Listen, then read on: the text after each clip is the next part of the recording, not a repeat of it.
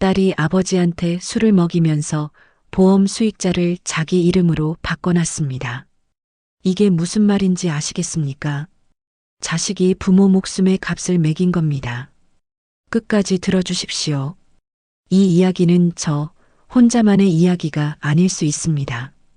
혹시 지금 비슷한 상황에 처해 계신 분이라면 이 영상이 조금이나마 힘이 되길 바랍니다. 구독과 좋아요 한 번만 눌러주시겠습니까? 그게 저한테는 큰 힘이 됩니다. 나는 올해 73입니다. 부산 기장, 바다바람 맞으며 혼자 삽니다. 젊은 사람들은 기장하면 멸치회나 대게를 떠올리겠지요. 하지만 저한테 기장은 그런 곳이 아닙니다. 항만 크레인 위에서 30년 넘게 하늘을 봐온 곳입니다. 수백 톤짜리 쇳덩이를 하루에도 수십 번 들어 올리면서 이 두 손이 단 한 번도 떨린 적이 없었습니다. 그게 제 자존심이었습니다. 손이 떨리면 사람이 죽습니다. 그래서 저는 아무리 무서워도 손을 떨지 않는 법을 배웠습니다. 태풍이 올 때도 새벽 2시에 비를 맞으며 철제 사다리를 오를 때도 손만은 잡고 있었습니다. 그런데 그날 밤 제 손에서 젓가락이 떨어졌습니다. 아내가 먼저 세상을 떠난 건 6년 전입니다. 위암이었습니다. 발견하고 나서 6달을 못 버텼어요. 그 뒤로 집이 많이 조용해졌습니다. 텔레비전도 별로 켜지 않게 됐어요. 켜봤자 아내가 좋아하던 드라마만 생각나서 가끔 파도 소리가 사람 말소리처럼 들릴 때가 있습니다. 그럴 때면 저는 창문을 열고 바다를 봅니다. 아내가 어딘가에서 말을 거는 것 같아서요. 아이들은 둘 있습니다. 딸 지은이는 결혼해서 부산 시내에 삽니다. 사위는 중소기업 관리직이고 형편이 그렇게 넉넉하진 않다고 들었습니다. 아들 민재는 약사입니다. 경남 창원에서 약국을 운영하고 있지요. 둘 다 바쁜 놈들이라 자주 오진 않습니다만 그래도 이해했습니다. 자기들 살기도 바쁜 세상이니까요. 그런데 연락이 뜸하던 지은이한테서 전화가 왔습니다. 아빠, 오늘 저녁 우리 집으로 와. 내가 차려놓을게. 오랜만에 듣는 딸 목소리였습니다. 반가웠습니다. 솔직히 말하면 눈물이 핑 돌 뻔했습니다. 아버지란 게 그렇습니다. 자식한테 밥 한 끼 얻어먹는 것도 감사한 나이가 오더라고요. 저는 흔쾌히 대답했습니다. 그래, 갈게. 그런데 끊기 직전에 지은이가 한마디를 덧붙였습니다. 민재한텐 말하지 마. 처음엔 그냥 흘려들었습니다. 남매 사이에 을에 있는 작은 갈등이겠거니 했지요.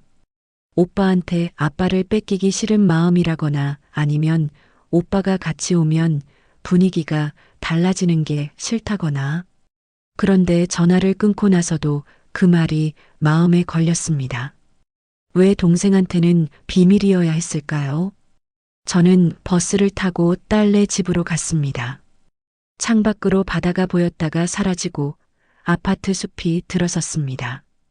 그 시간 내내 뭔가 묵직한 게 가슴 한켠에 눌리는 느낌이었습니다.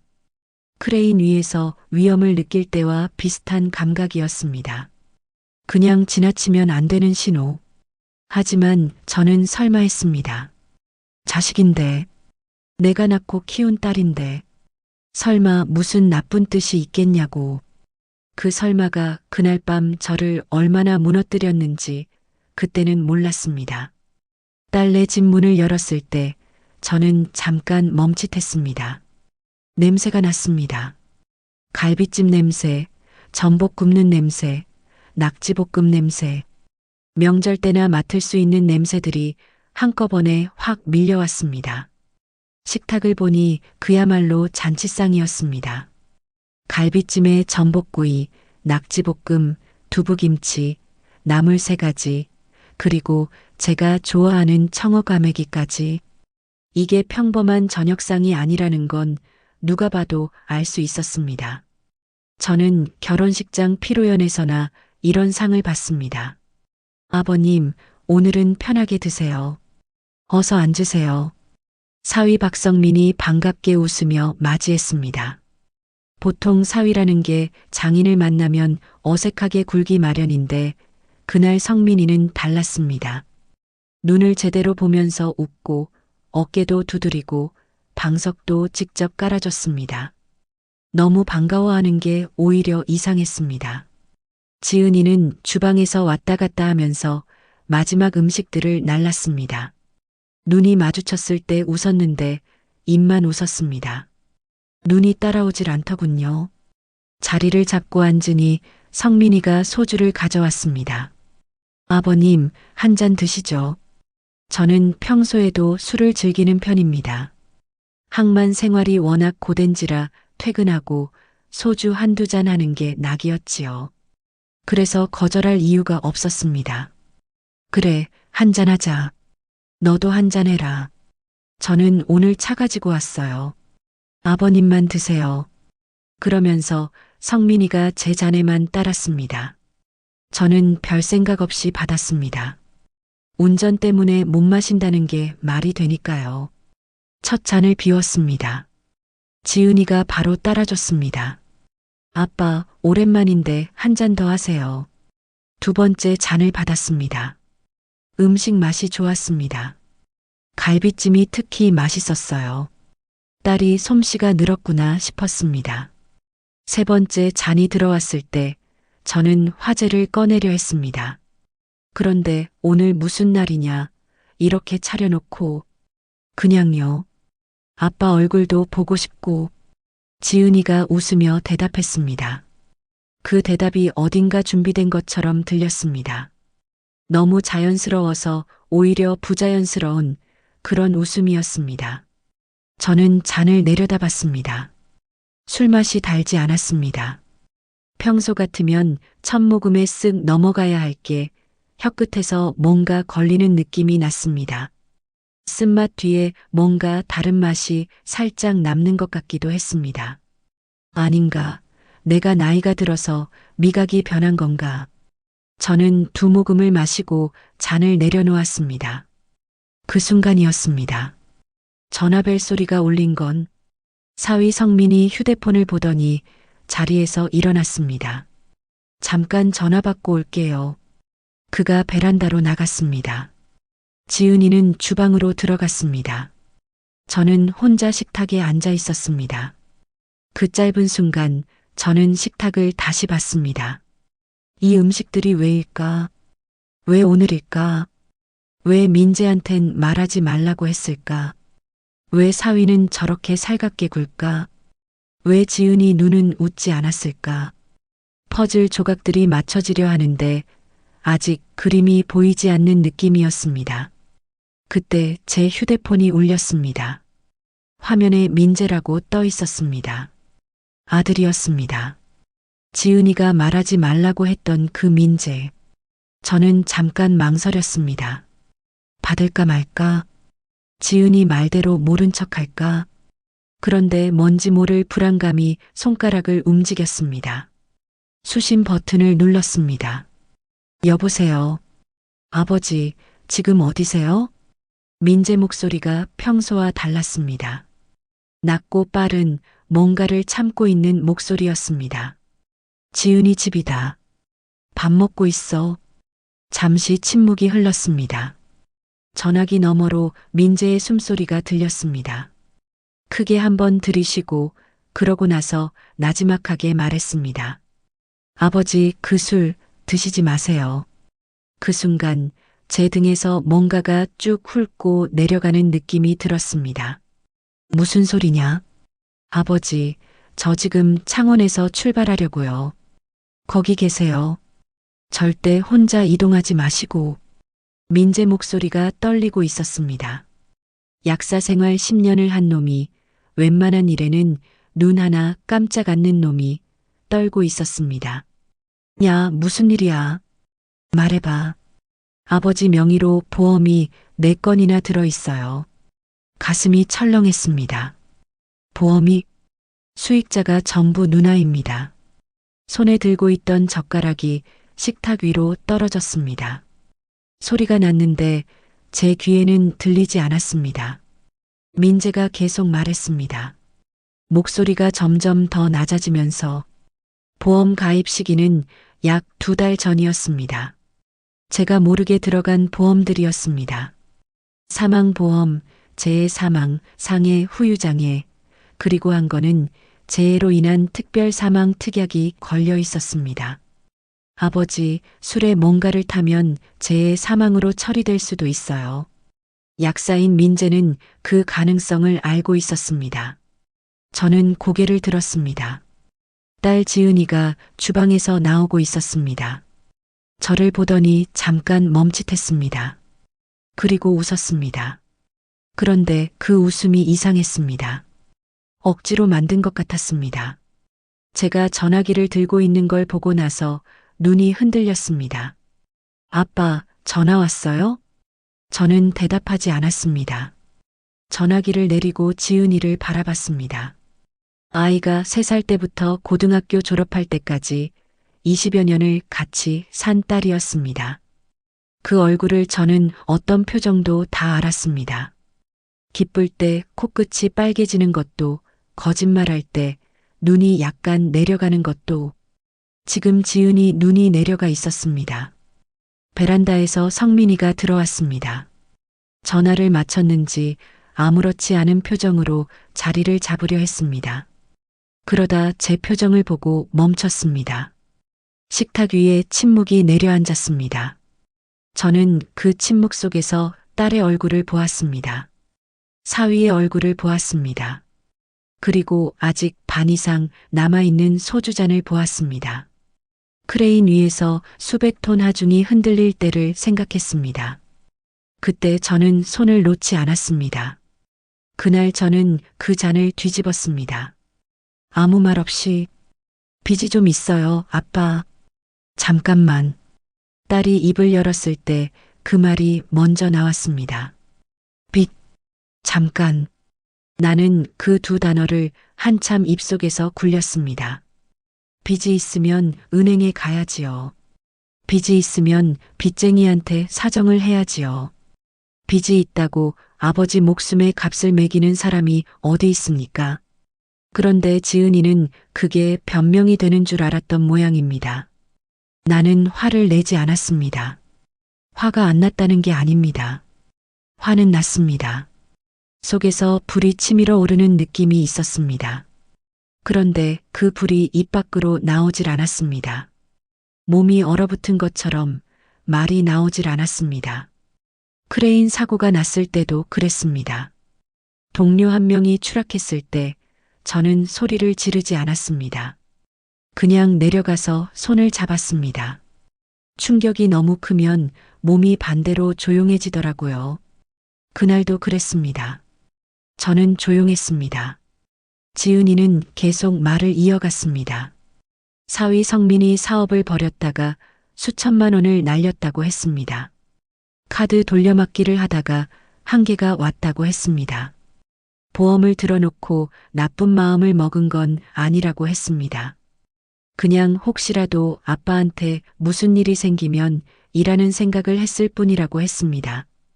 혹시라도 무슨 일이 생기면 그 말이 귀에서 멈췄습니다. 혹시 무슨 일이 생기면은 기다린다는 말입니다. 그냥 기다리는 게 아니라 기대하는 겁니다. 이 아버지가 빨리 죽어주길. 나는 지은이를 키우면서 얼마나 많은 밤을 버텼는지 모릅니다. 지은이 돌잔치 때 찍은 사진이 아직도 서랍 안에 있습니다. 그때 저는 밤 12시까지 항만에서 일하고 새벽 2시에 귀가했습니다. 잔치 음식 남긴 거 혼자 먹으면서 아이 얼굴 보던 기억이 납니다. 비 오는 날 크레인 위에서 미끄러질까봐 무서웠던 날도 있었습니다. 그날도 집에선 아무 말 안 했습니다. 아이들이 걱정할까봐, 엄마가 걱정할까봐, 돈이 궁했던 게 아니라는 걸 압니다. 딸도 알고 있을 겁니다. 그 아이한테 빈손으로 생일 한 번 맞아준 적 없었습니다. 대학 등록금도 제가 댔습니다. 결혼할 때 전세 보증금도 보태줬습니다. 근데 나는 그 아이한테 뭐였을까요? 그냥 보험증권 위에 적힌 이름 하나였을까요? 지은이가 울기 시작했습니다. 성민이는 고개를 숙이고 있었습니다. 사과한다고 했습니다. 진짜로 나쁜 마음을 먹은 건 아니었다고 했습니다. 저는 아무 말도 하지 않았습니다. 대신 소리를 들었습니다. 아무도 내지 않는 소리인데 제 가슴 안에서는 들렸습니다. 믿음이 금가는 소리가 그렇게 납니다. 작고 둔탁하게 안쪽에서부터 갈라지는 소리. 수백 톤 쇳덩이가 떨어질 때 나는 굉음보다 그 소리가 더 컸습니다. 자식한테 이런 소리를 들을 줄은 몰랐습니다. 민재가 도착한 건 그로부터 1시간 반이 지나서였습니다. 창원에서 고속도로를 밟아 달려온 것이었습니다. 현관문이 열리는 소리가 났을 때 저는 그제야 의자에서 몸을 일으켰습니다. 아들 얼굴을 보는 순간 목이 메었습니다. 아무 말도 못했습니다. 그날 이후 딸한테서 전화가 왔습니다. 여러 번 왔습니다. 저는 받지 않았습니다. 문자도 왔습니다. 미안하다고, 한 번만 봐달라고, 진짜로 나쁜 마음은 아니었다고. 저는 읽기만 하고 답장을 보내지 않았습니다. 모르겠습니다. 그 말을 믿어야 할지 말아야 할지 아직도 모르겠습니다. 나쁜 마음이 아니었다면 왜 술에 손을 댔을까요? 아무리 빚에 몰려도 아무리 급해도 아버지 술잔에 손을 대는 건 그건 사람이 할 짓이 아닙니다. 그건 사람 목숨을 수단으로 보는 겁니다. 그걸 내 자식이 했습니다. 민재가 그 이후로 자주 옵니다. 주말마다 창원에서 올라와서 밥을 해주고 갑니다. 아무 말도 하지 않고 그냥 부엌에 서서 뭔가를 끓이고 제가 먹는 걸 보고 그리고 내려갑니다. 가끔 아버지 혼자 계시면 안 돼요라고 말하는데 저는 웃으면서 괜찮다고 합니다. 괜찮지 않습니다. 하지만 그 아이한테까지 걱정을 끼치고 싶지 않습니다. 민재는 잘못한 게 없으니까요. 민재는 그날 밤 달리는 차 안에서 얼마나 무서웠을까. 아버지한테 무슨 일이 생길까봐 얼마나 손을 떨었을까. 그 아이한테는 든든한 아버지로 있고 싶습니다. 나는 여전히 바다를 봅니다. 아침에 일어나면 창문을 열고 서서 파도를 바라봅니다. 파도가 밀려왔다가 또 물러납니다. 그리고 다시 옵니다. 같은 자리를 몇 번이고 씻어내면서 생각합니다. 사람도 파도처럼 되돌아올 수 있을까요? 한번 깨진 믿음이 파도가 모래를 다시 고르듯이 다시 평평해질 수 있을까요? 아직은 모르겠습니다. 지은이 이름을 떠올리면 아직도 가슴이 먹먹합니다. 미운 것도 있고 불쌍한 것도 있고 그리운 것도 있습니다. 그게 다 섞여서 뭐라고 이름 붙일 수가 없는 감정이 됩니다. 부모란 게 그렇습니다. 자식이 나쁜 짓을 해도 미워하다가 또 보고 싶어집니다. 그게 내 안에서 싸웁니다. 매일 법적인 절차는 민재가 알아보고 있습니다. 그 보험 내 건 어떻게 처리해야 할지 내 모르게 들어간 보험이니 취소는 할 수 있다고 했습니다. 그쪽으로는 큰 걱정을 하지 않습니다. 이미 일어난 일이니까요. 제가 지금 가장 많이 하는 생각은 이겁니다. 사람은 돈 때문에 죽는 게 아니라 믿음이 무너질 때 먼저 죽는다는 것. 저는 항만에서 수십 년을 일하면서 사고를 한 번도 낸 적이 없습니다. 아슬아슬했던 순간은 있었습니다. 하지만 버텼습니다. 손을 놓지 않았습니다. 지금도 버티고 있습니다. 오늘 아침에도 바다를 봤습니다. 파도가 왔다가 갔습니다. 그리고 저는 생각했습니다. 혹시라도 그 아이가 언젠가 진심으로 아빠라고 부르는 날이 올까봐. 그날이 올지 안 올지는 모릅니다. 하지만 그 혹시 때문에 저는 오늘도 삽니다. 파도는 여전히 옵니다. 저도 여전히 여기 있습니다. 시청해 주셔서 감사합니다. 공감이 되셨다면 구독과 좋아요 부탁드립니다. 여러분의 응원이 이 채널을 이어가게 하는 힘입니다.